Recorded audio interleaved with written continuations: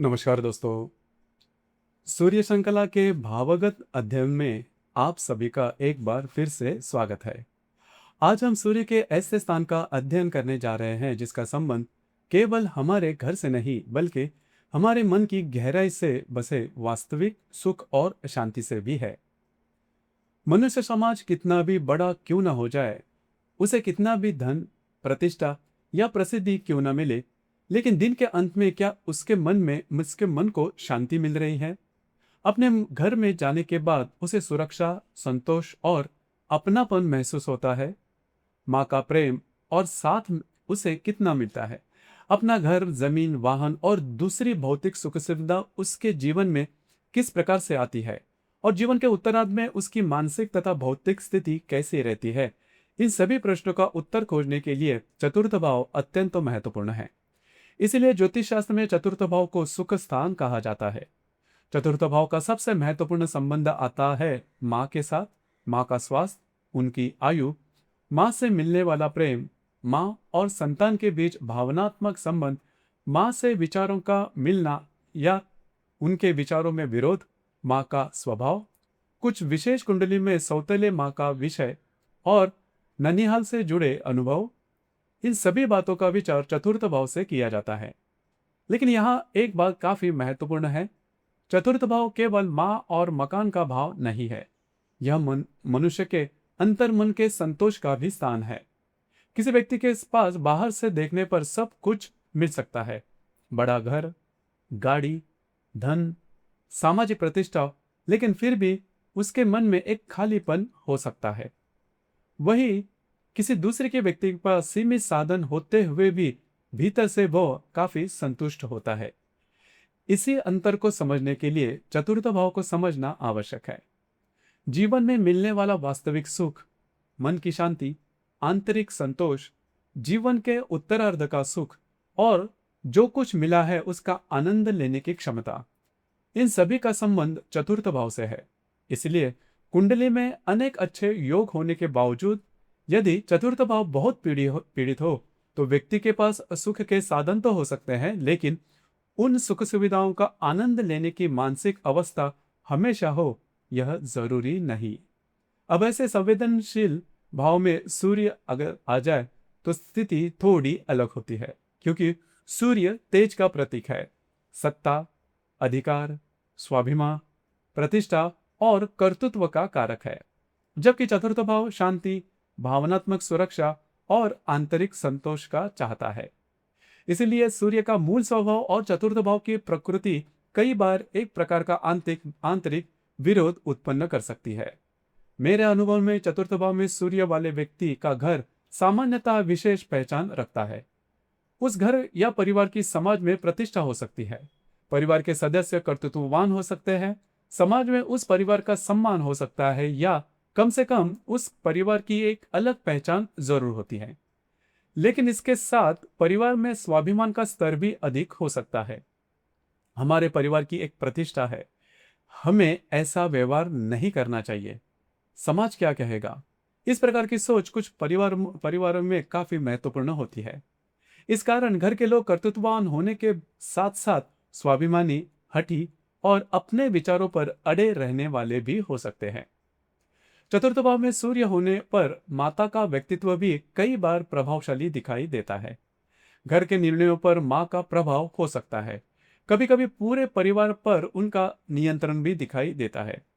माँ स्वाभिमानी, अनुशासन प्रिय या अधिकारपूर्ण स्वभाव की हो सकती है। लेकिन यहाँ सूर्य किसी राशि में है, किस राशि में है, किस नक्षत्र में है और किन ग्रहों से प्रभावित है, यह देखना भी आवश्यक है।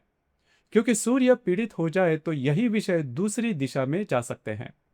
माँ से वैचारिक दूरी, माँ के स्वास्थ्य की समस्या, उन्हें मानसिक या शारीरिक परेशानी या किसी कारण से माँ के सुख में कमी, ऐसे अनुभव देखने को मिल सकते हैं।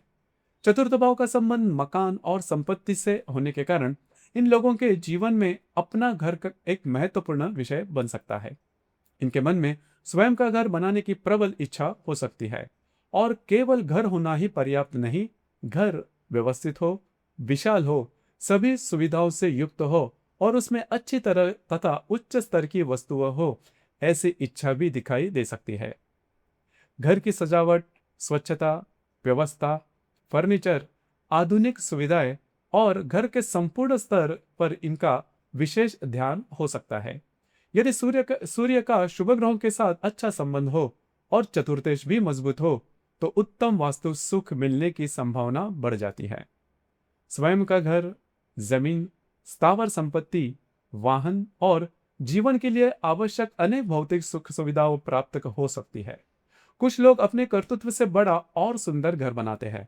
उनके लिए वह केवल रहने का स्थान नहीं होता बल्कि जीवन में प्राप्त सफलता का एक प्रतीक बन सकता है।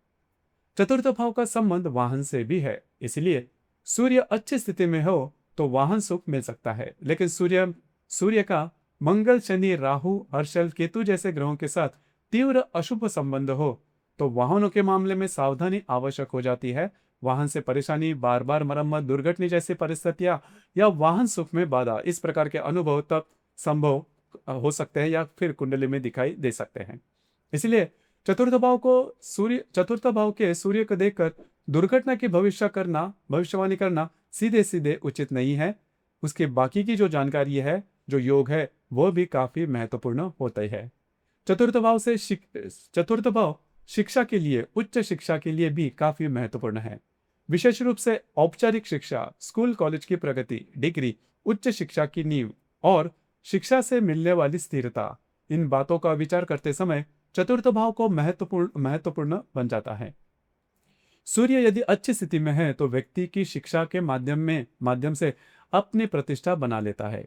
विद्यार्थी जीवन में नेतृत्व की प्रवृत्ति भी दिखाई देती है।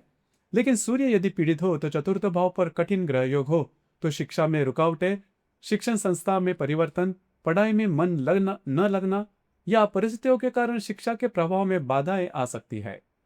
चतुर्थ भाव में सूर्य के बारे में एक और अनुभव महत्वपूर्ण है। ऐसे व्यक्तियों की नींद कई बार थोड़ी कम हो सकती है। नींद थोड़ी कम हो सकती है। शरीर थक जाने के बाद मन को पूरी तरह से शांत होने में समय लग सकता है, क्योंकि सूर्य की सक्रियता और उष्णता मन की शांति के स्थान में अगर आ गई तो व्यक्ति बाहर से तो शांत दिखाई दे, फिर भी मन के अंदर घर, परिवार, जिम्मेदारियां या भविष्य को लेकर विचार चलते ही रहते हैं। और यदि सूर्य शनि, राहु या दूसरे कठिन ग्रहों के प्रभाव में हो तो मानसिक तनाव और अधिक महसूस हो सकता है। चतुर्थ भाव का संबंध हृदय से भी माना जाता है, इसलिए सूर्य यदि पीड़ित होगा तो हृदय पर और रक्त संचार के संबंधित बातों की उपेक्षा नहीं करनी चाहिए। लेकिन स्वास्थ्य का कोई निश्चित फल बताते समय पहले षष्ठ भाव, अष्टम भाव, लग्न, लग्नेश और संबंधित दशाओं का विचार करना भी आवश्यक है। चतुर्थ भाव में सूर्य यदि पाप ग्रह से पीड़ित है तो कई बार बाहर से घर में सब कुछ व्यवस्थित दिखाई देता है, लेकिन अंदर की वास्तविक स्थिति कुछ और ही कहती है। घर में मतभेद, अहंकार का टकराव, एक दूसरे के प्रति मन में दबा हुआ क्रोध, भावनात्मक दूरी या लगातार असंतोष कुछ कुंडली में दिखाई दे सकता है। विशेष रूप से सूर्य और शनि का कठिन संबंध हो तो घर में अधिकार और विरोध के बीच संघर्ष दिखाई दे सकता है। मंगल का तीव्र प्रभाव हो तो वातावरण में क्रोध और जल्दबाजी बढ़ सकती है। राहु का संबंध हो तो परिवार की सामाजिक छवि और वास्तविक परिस्थितियों में अंतर हो सकता है, या घर में कुछ जटिल विषय सामने आ सकते हैं। राहु या केतु के संबंध में कई बार पीढ़ियों से चले आए प्रश्न, परिवार के अनसुलझे विषय या घर और वास्तु से संबंधित विचित्र अनुभव भी सामने आ सकते हैं। लेकिन केवल एक ग्रहयोग के आधार पर वंश का शाप या पितृदोष जैसे निष्कर्ष नहीं निकालने चाहिए। इसके लिए पूरी कुंडली में उसी दिशा में कई संकेत यदि मिलते हैं तो वह जो कुंडली है वह अभिशाप या फिर शाप के करीब जाती है। चतुर्थ भाव का संबंध उन करीबी मित्रों से भी है जिन्हें हम केवल मित्र नहीं मानते बल्कि अपने परिवार का एक हिस्सा मानते हैं। सूर्य अच्छी स्थिति में है अगर होगा तो प्रभावशाली, प्रतिष्ठित या कर्तृत्ववान लोगों का साथ मिलता है। लेकिन व्यक्ति का स्वाभिमान बहुत अधिक हो तो निकट संबंधों में भावनात्मक रूप से खुलना थोड़ा कठिन हो सकता है। चतुर्थ भाव की एक और महत्वपूर्ण विशेषता है, यह जीवन के उत्तरार्ध की स्थिति भी बताता है। व्यक्ति ने पूरे जीवन में जो कुछ कमाया और बनाया, अंत में उससे उसे मिला क्या? सिर्फ पैसा या उसके साथ संतोष भी, अपना घर या उस घर में प्रेम भी, समाज में प्रतिष्ठा या मन के भीतर शांति भी? इन प्रश्नों के उत्तर चतुर्थ भाव की गुणवत्ता से जुड़े हुए होते हैं। चतुर्थ भाव का बलवान और शुभ संबंध वाला सूर्य जीवन के उत्तरार्ध में प्रतिष्ठित जीवन, अच्छा घर, सुख सुविधाएं और जीवन में सम्मानजनक स्थान दे सकता है। व्यक्ति अपने परिवार का नाम आगे बढ़ा सकता है और अपने कर्तृत्व से संपत्ति बना सकता है और आने वाली पीढ़ी के लिए एक मजबूत आधार तैयार कर सकता है। लेकिन सूर्य यदि पीड़ित हो तो बाहर के प्रतिष्ठा और घर के भीतर मिलने वाले सुख में विरोधाभास पैदा कर सकता है। अब यहाँ पर सूर्य पीड़ित यानी सूर्य का शनि, मंगल, राहु, केतु, अर्शन, नेपच्यून के साथ केंद्र या फिर प्रतियोग या फिर युति इस तरह के अनुभव दे सकता है। समाज कहता है कि कितना सफल व्यक्ति है, लेकिन उसी व्यक्ति के मन में शायद संतोष न हो। और यही चतुर्थ भाव के सूर्य का वास्तविक रहस्य भी छिपा है, क्योंकि यह सूर्य केवल यही नहीं पूछता कि तुम्हारे पास अपना घर है या नहीं, वह पूछता है उस घर में तुम्हें शांति मिलती है या नहीं। वह केवल वाहन और संपत्ति के बारे में नहीं पूछता, वह पूछता है जो कुछ तुमने प्राप्त किया क्या उसका आनंद भी ले पा रहे हो। और केवल सामाजिक प्रतिष्ठा नहीं देखता, वह यह भी पूछता है कि बाहर की दुनिया में मिला सम्मान और भीतर का संतोष, क्या दोनों के बीच संतुलन है या नहीं। इसीलिए चतुर्थ भाव में सूर्य का फलित केवल इतना कहकर समाप्त नहीं किया जा सकता कि मातृ सुख कम होगा या वास्तु सुख अच्छा मिलेगा। सूर्य की राशि, नक्षत्र, अंश, चतुर्दश की स्थिति, चंद्रमा की अवस्था, सूर्य के साथ बैठे ग्रह, उस पर पड़ने वाली दृष्टियां और पूरी जन्म कुंडली का स्तर, इन सभी बातों का एक साथ अगर यदि समझना हो, क्योंकि चतुर्थ भाव हमें जीवन का एक बहुत महत्वपूर्ण सत्य सिखाता है। सुख के साधन मिलना और वास्तव में सुखी होना, ये दो अलग अलग बातें हैं। और चतुर्थ भाव का सूर्य इन दोनों के बीच व्यक्ति कितना सुंदर संतुलन बना पाता है, वास्तव में भी इसकी परीक्षा लेता है।